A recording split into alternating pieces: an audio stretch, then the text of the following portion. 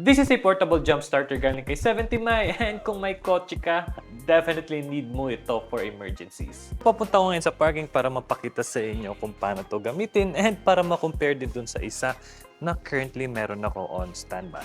Okay. Are you here? Ayun!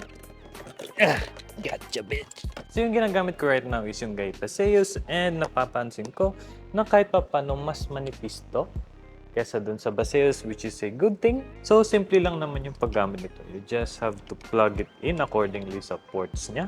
And you're good to go na. Isasaksak na lang natin sa baterya and stop. Pagod na ako kakayo ko.